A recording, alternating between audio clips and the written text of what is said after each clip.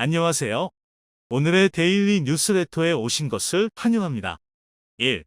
K9A2의 시크릿 기술. 2. 가장 강력한 동맹을 맺으세요. 3. 중국의 몰락. 한번 진실을 알아봅시다. 최근 영국에서 실제 공개된 K9A2 영상이 화제입니다.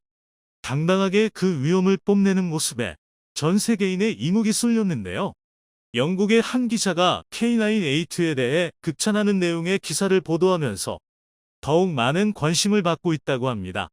최근 K9 자주포가 거대한 궤도 소음을 내며 영국에 상륙했습니다. 지난 11월 21일부터 22일까지 영국 유탕 밀브로 프루빈 그라운드에서 열린 영국 방산업체 컨소시엄인 DVD 포럼 2022에 참여해 영국의 군 관계자들 앞에서 그 위용을 과시했는데요. 영국은 기동화력 체계 증강을 위한 MFP 모바일 파이어스 플랫폼 조달 사업을 추진 중이며 이르면 2023년 말 사업에 착수할 예정입니다. 영국 국방부는 MFP 사업을 통해 100여 문의 최신 자주포를 도입할 계획임을 밝혔으며 2027년 전력화가 목표라고 하는데요. 한화 디펜스는 전시회를 계기로 영국의 K9 자주포의 수출을 위한 활동에 박차를 가하고 있습니다. 한화 디펜스는 영국 MFP 사업에 K9 자주포의 최신 업그레이드 버전인 K9A2를 제안할 예정입니다. K9A2는 세계에서 가장 인기 있는 자주포인 K9의 가장 최신 버전이네요. K9A2는 자동 탄약 장전 시스템, 복합 소재 고무궤도, 원격사 격통제 체계 등의 탑재를 통해 화력, 방호력, 기동성, 생존성 등을 대폭 강화했습니다. 한화 디펜스에 따르면 K9A2의 핵심인 고반응화포 연구 개발이 지난 2016년 국방과학연구소 주관으로 착순해 지난해 8월 성공적으로 완료됐다고 합니다. 고반응화포 개발로 인해 처음으로 탄약 장전을 100% 자동으로 수행할 수 있는 자동화 포탑을 탑재했으며 분당 발사 속도가 기존 6발 대비 1.5배가량 늘어났는데요. 탑승 병력 숫자는 기존 5명에서 절반가량으로 줄어들었습니다. 한화 디펜스는 MFP 사업에 참여하기 위해 영국 현지 방위산 업체들과 이른바 팀 썬더를 결성했습니다. 팀 썬더에는 레오나르도 영국 법인, 피어슨 엔지니어링, 포스트만 디펜스 시스템, 캐나다의 수시 디펜스, 록히드 마틴 영국 법인 등이 참여했습니다. 이번 전시회 참가 소식 역시 팀 썬더의 트위터를 통해 알렸는데요.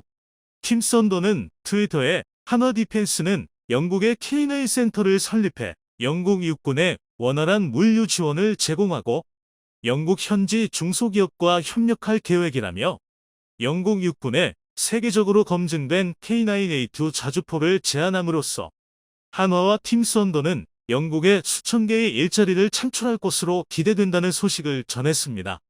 K9A2는 밀브로 프루빈 그라운드의 크로스컨트리 도로를 주행하며 추적된 포의 탁월한 전지형 기동성을 증명했는데요.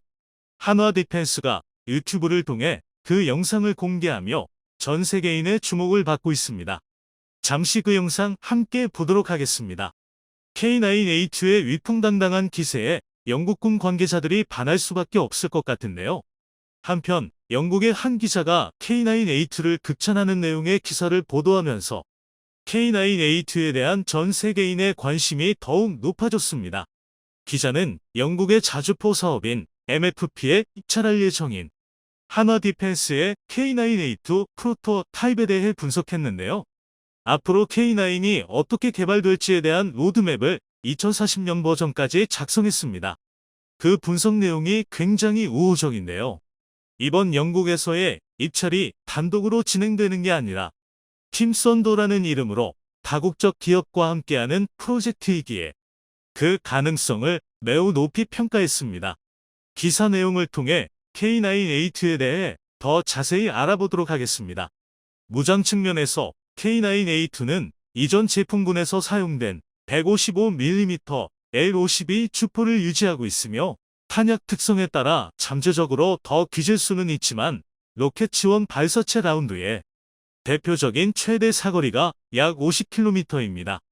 K9A2 프로토타입의 측면도를 보면 길어진 소동과 새로운 자동 로딩 시스템, 모든 충전물을 수용할 수 있도록 상승된 루프라인 등을 확인할 수 있습니다.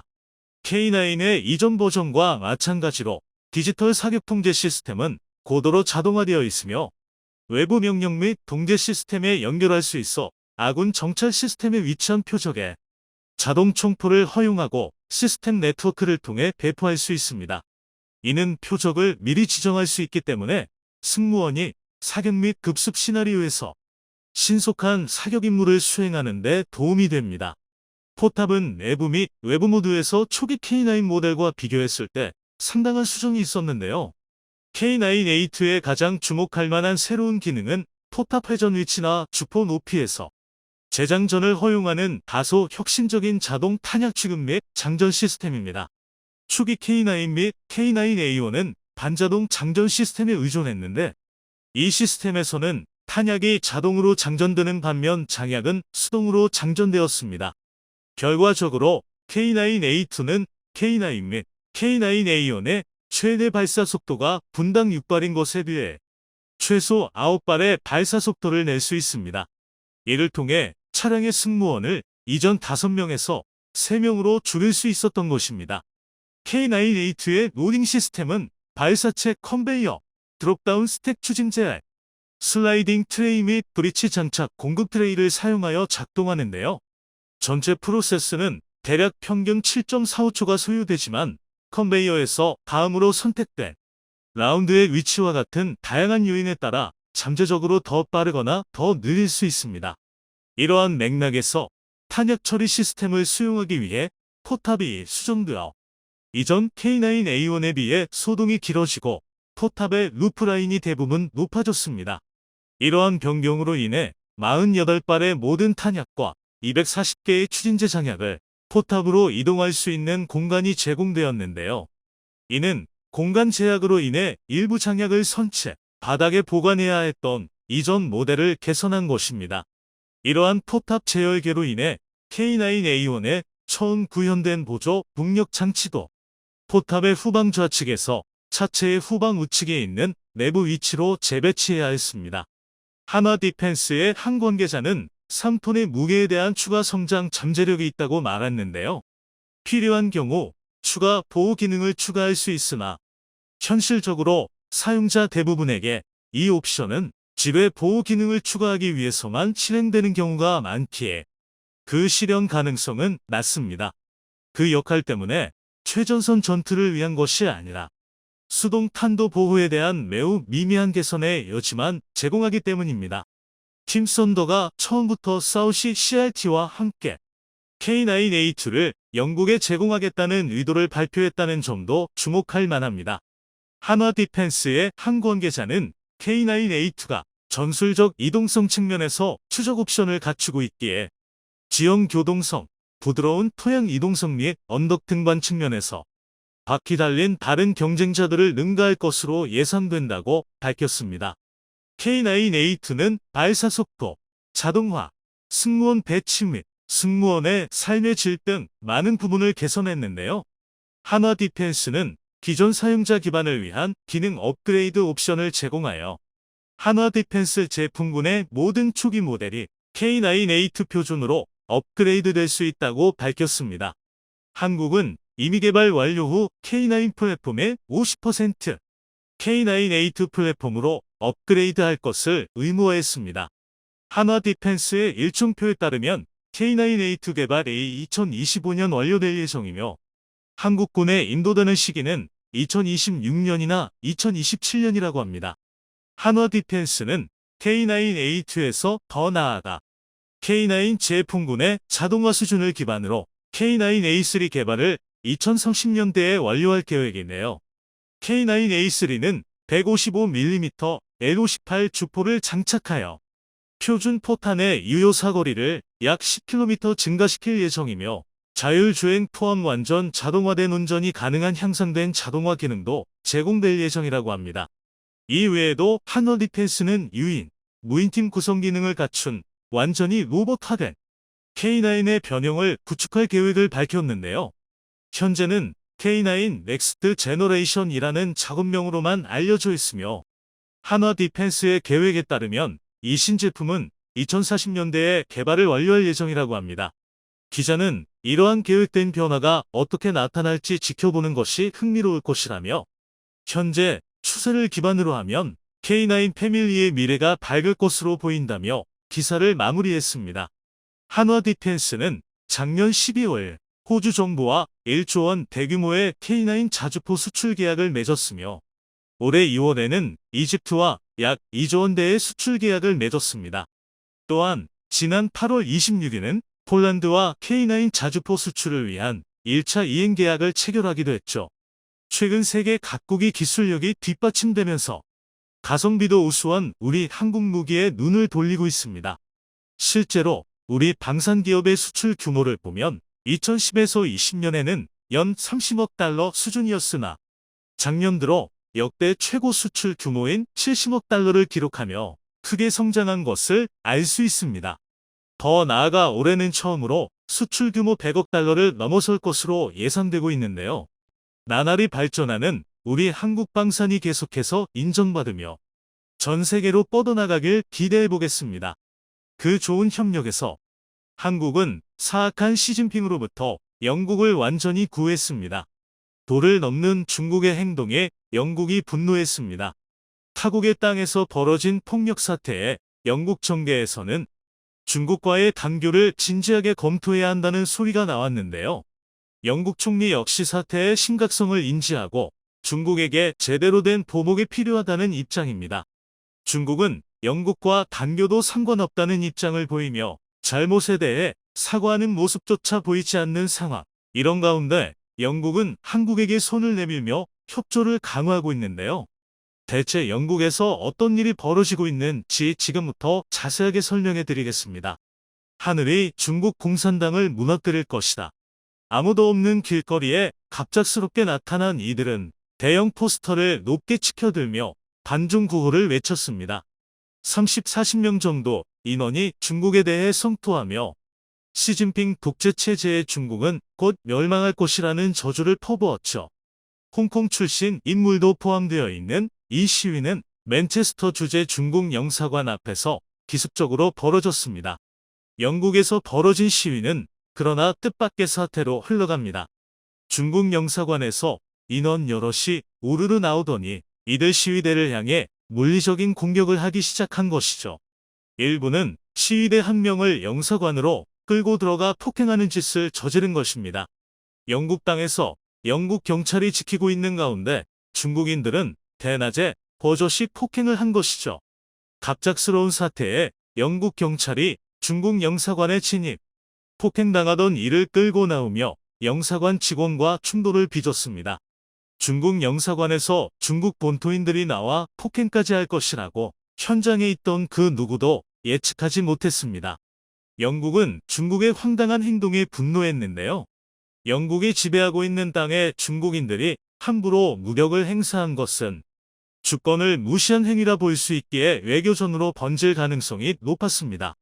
그리고 실제로 영국은 중국의 행동을 참지 않았습니다. 영국 의회 외교위원회 의장인 보수당 의원 엘리샤 컨스는 중국 대사에게 항의는 물론이고 폭행에 가담한 관계자를 전부 영국에서 추방해야 한다고 주장했습니다. 영국은 즉각 중국 외교관을 조치했습니다.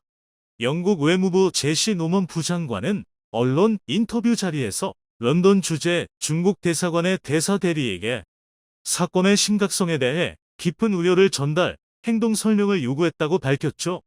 그러나 돌아온 대답은 뻔뻔한 대답이었습니다. 시진핑 주석에 대해 함부로 협한말을 담은 것은 비난받아 마땅한 일이며 처벌을 당해도 싸다는 입장이었습니다. 중국 대사관은 이 일에 대해 정당방위라는 입장이었죠. 심지어 왕원빈 중국 외교부 대변인은 이번 사태에 대해 소란을 떠는 사람들이 불법으로 중국 영사관에 들어와 안전을 위태롭게 했다고 평가하며 사실관계를 왜곡했죠. 어떤 외교기구도 관사의 안녕을 위해 필요한 조치를 할 수 있다고 말하며 폭력을 행사한 자국 외교관의 행동을 감쌌습니다.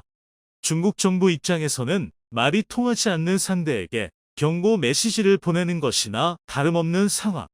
그러지 않아도 협약한 사이를 유지하고 있는 영국과 중국인데 이번 사태를 계기로 양국 간 입장에 대한 큰 변화가 일어날 전망입니다.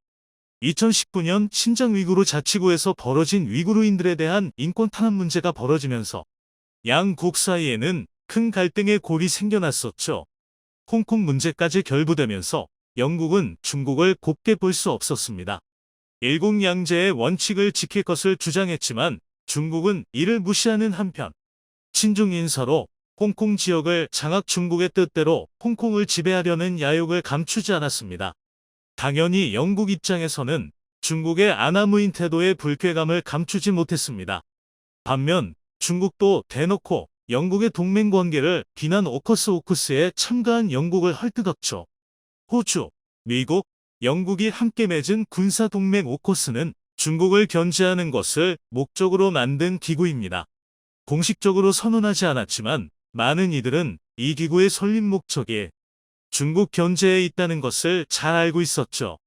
중국도 이 점을 잘 알았기에 영국에게 큰 소리를 치며 자국에게 대항하면 영국도 큰 일을 당할 것이라는 주장을 펼치며 영국에게 무역으로 압박을 주는 자세를 취했습니다. 상호 간 적대적 태도가 점점 가속화되는 가운데 이번 중국 대사관의 월권 행위까지 더해지면서 결국 영국 내에선 중국과의 관계 재조정 수준이 아닌 단교까지 해야 한다는 주장이 등장한 것입니다. 텔레그래프지는 최근 영국 외교부에서 중국과의 단교도 고려할 대상이라고 말하며 새로운 악의 축으로 급부상한 중국을 철저하게 교탄해야 한다는 입장으로 선회했다는 보도를 내놓았습니다. 현재 정권을 잡고 있는 영국 보수당은 전통적으로 중국에 대해 매파 기조를 가진 정당입니다. 현재 자리에서 물러났지만 리즈 트러스 영국 전 총리는 중국 비난으로 대표적인 매파 정치인이었죠. 그럼 그녀는 물러나기 직전까지도 중국을 세계적 경쟁국에서 위협으로 바꾸는 것을 고민했습니다. 갈수록 심해지는 중국의 행동에 영국이 적극적으로 대처에 나서야 한다는 여론을 반영한 것이었죠.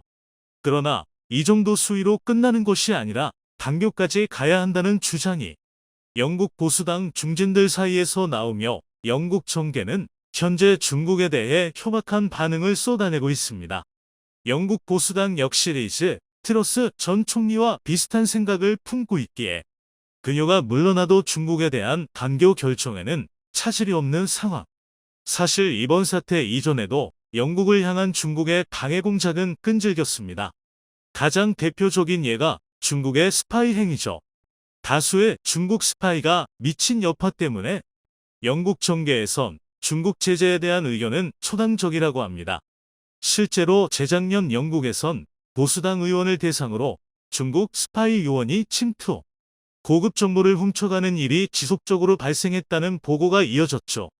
영국 국내정보국 MIO 수장이 중국의 스파이 위험성을 경고, 영국 전역이 중국 스파이들에 의해 노출되었다고 주장하며 이를 막는 것은 쉬운 일이 아니라고 주장할 정도였죠. 공개석상에서 스파이 행위를 조심하라고 경고를 남길 정도면 물 밑에서 벌어지는 중국의 스파이 행위 수준이 얼마나 심각한지 알 수 있는데요. 작년에는 언론인으로 위장한 중국 국가안전부 MSS 요원이 영국으로 위장 취업을 한 후 정보를 빼내려고 한 정황이 포착.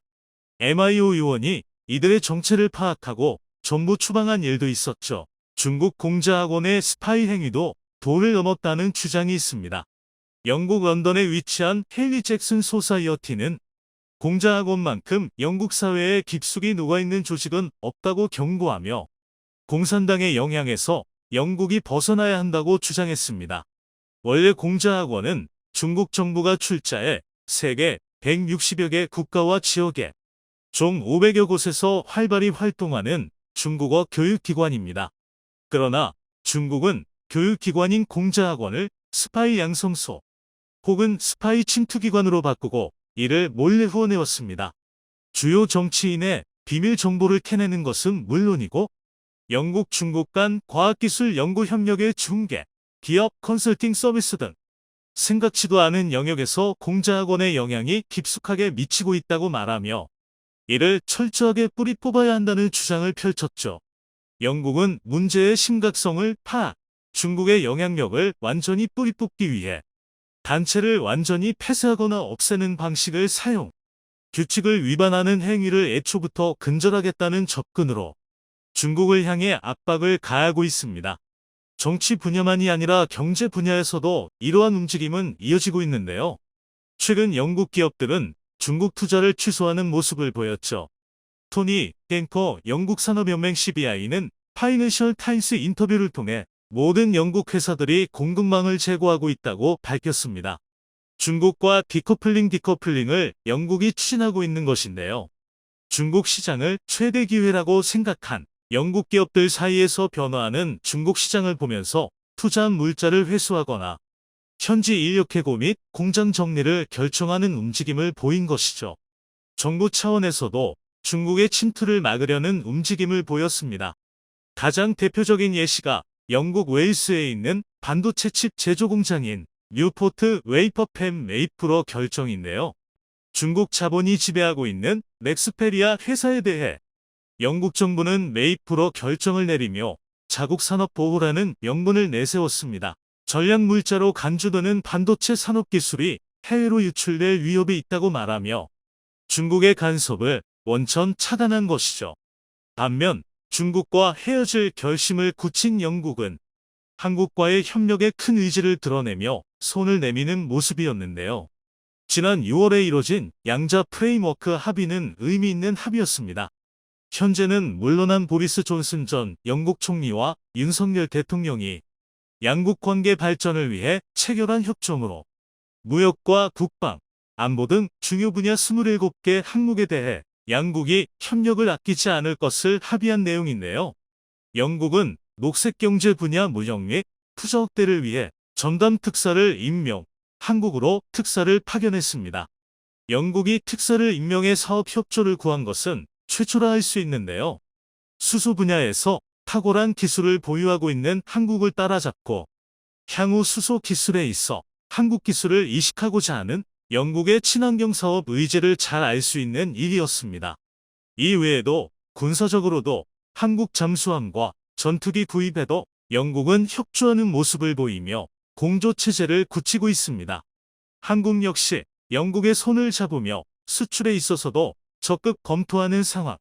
그 어느 때보다도 가까워진 한국-영국 사이가 단단하게 굳길 바라며 중국과의 손절에 속도를 내고 있는 영국을 응원하며 한영동맹을 통해 한국이 중국의 위협으로부터 당당하게 맞설 수 있길 기원해 보겠습니다.